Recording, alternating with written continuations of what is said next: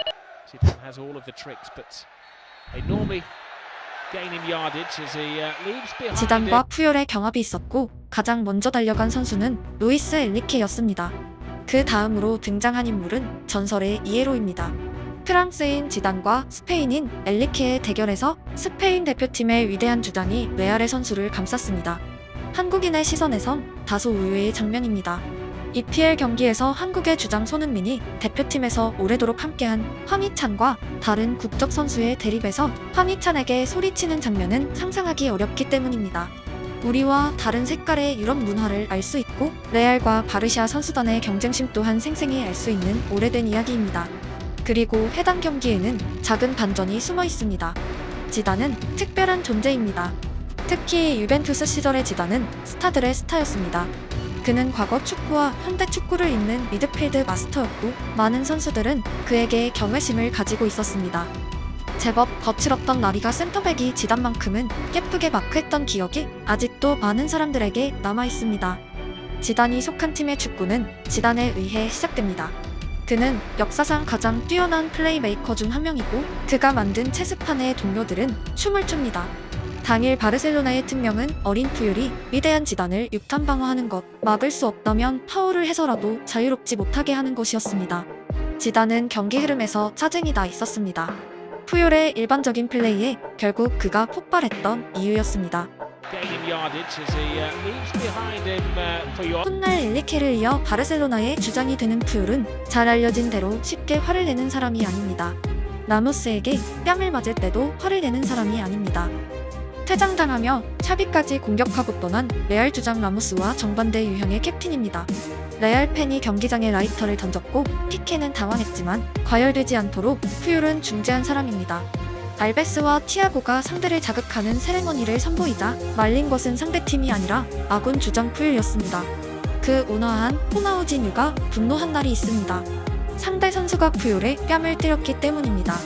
하지만 푸율은 오히려 자신을 도와주러 뛰어온 외계인을 진정시켰습니다. 트로피를 들어올리는 장면은 주장의 특권입니다. 어쩌면 캡틴은 그 순간을 위해 존재합니다. 하지만 푸율이 위대한 순간을 다른 선수에게 양보합니다. 이유가 무엇이었을까요? 아비달은 간암에 걸렸었고 병마와의 필사적인 싸움 끝에 사촌에게 간이식을 받고 경기장에 살아 돌아온 승리자였습니다. 푸율에겐 축구보다 중요한 것이 있었습니다. 아비달의 생활은 바르샤 주장에게 트로피를 들어올리는 가치보다 위대한 여정이었습니다. 푸율은 그런 남자입니다. 지단과의 대립에서 결코 화를 낼 사람이 아닙니다. 그리고 당시 바르셀로나에는 루초가 있었습니다. 루이스와 마초가 합쳐진 단어 루초는 지금도 스페인 언론에서 엘리케라는 이름보다 많이 사용되는 그의 별명입니다.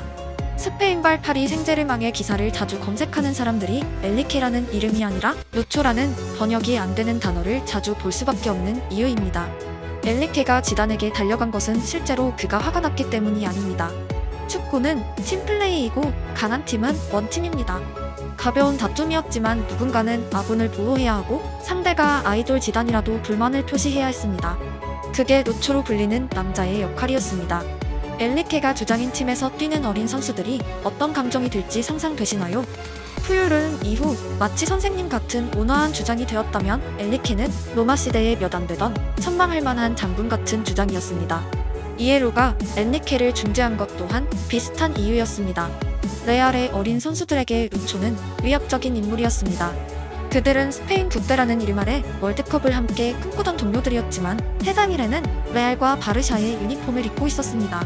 짧은 순간에는 유럽 문화와 유럽이란 지역에서의 축구가 어떻게 과거의 전쟁을 대체하고 있는지 설명되고 있습니다.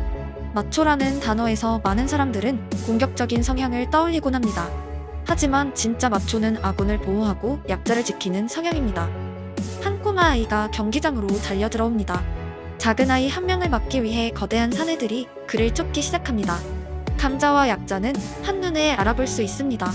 여기서 루초가 등장합니다. 거대한 사내들을 진정시키고 꼬마 아이를 보호합니다. 그리곤 묻습니다.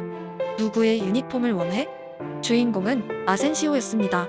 아이를 선수에게 인계하고 엘리케는 마지막까지 진행 요원에게 괜찮다는 사인을 보냅니다. 그리곤 호탕하게 웃으며 퇴장합니다. 그가 많은 유럽인들에게 루초로 불리게 된 전형적인 상황의 연장선입니다.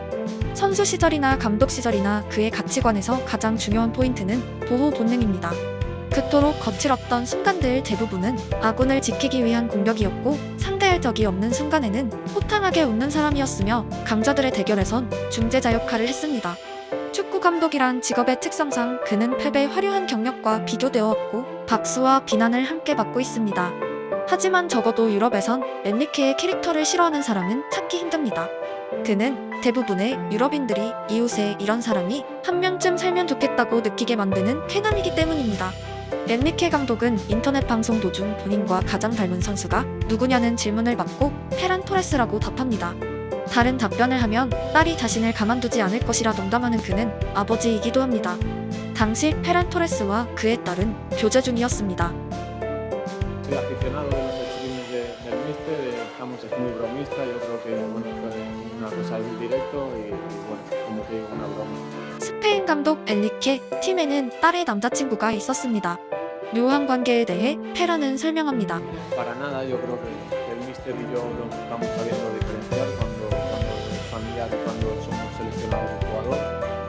Yo creo que hay que llevarlo de forma natural, simplemente eso y estamos de acuerdo.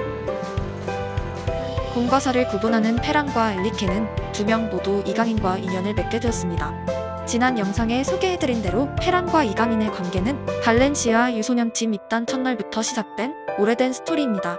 역시 지난 영상에서 엔리케의 월드컵 데뷔전은 94년 월드컵의 한국 마지막 경기는 2002년 월드컵의 한국을 상대했다는 묘한 사연을 소개해드렸었습니다. 수많은 월드컵 참가팀들 중 특정팀이 데뷔전과 마지막 경기 상대인 건 흔한 이야기는 아닙니다. 30살이 넘는 이강인과 엔리케의 나이 차이를 고려하면 선수로서 서로 간에는 아무런 접점이 없어 보입니다. 하지만 엔리케가 보호했던 푸요를 라모스가 공격했었고 이강인은 그런 라모스에게 전설의 사면발을 시전하며 퇴장당한 기억이 있습니다. 그들은 타격으로 얽혀있는 인연입니다. 만약 파리에서 엔리케, 이강인, 라모스가 조우했다면 환상의 타격 트리오가 구성될 뻔한 재밌는 에피소드입니다. 딱 1년의 차이로 라모스는 떠났습니다. 이강인은 유소년, 발렌시아 초기 현재까지 선수뿐 아니라 사람으로서도 급속히 변하고 있습니다. 처음 국가대표 유니폼을 입은 당시에는 팬들에게 손 흔드는 것도 수줍어하던 어린 나이였습니다. 조금의 시간이 흐르고 이강인의 얼굴에서 부끄러움은 사라지기 시작했고 2023년 현재 완전히 다른 캐릭터가 되었습니다. 그는 시시각각 변화하는 연령대입니다. 그리고 엔리케와의 만남은 감독과의 만남이기도 하지만 위대한 바르셀로나 주장과의 만남이기도 합니다. 루초는 유럽 역사상 가장 인상적인 캡틴 중 한 명이었고 팀을 하나로 묶는 사람이었습니다. 이제 22살인 이강인은 언젠가 클럽과 대표팀에 노련한 선수가 될 것이며 주장 완장 또한 채워질 수 있습니다. 꾸준히 말해왔지만 강한 팀은 경기장뿐 아니라 라코룸에서도 특별합니다. 그리고 그런 클럽에는 언제나 위대한 주장들이 있었습니다. 레알과 바르샤 모두에서 뛰었던 엔리케의 남다른 경험과 클럽 문화는 스페인어를 모국어만큼 아니 그 이상의 수준으로 구사하는 이강인이 직접적으로 습득할 수 있는 생생한 흔적들입니다. 유상철 감독님이 이강인에게 채워줬던 인생 최초의 주장 완장을 기억하시나요? 다자란 슛돌이가 붉은 유니폼과 함께 다시 한번 주장 완장을 차는 순간이 온다면 그에겐 바르셀로나 주장의 위대한 경험이 한 방울은 스며있을 것입니다. 인생은 그렇게 한 명 한 명을 만나는 과정이고 모든 만남들이 모여 이뤄내는 하모니입니다.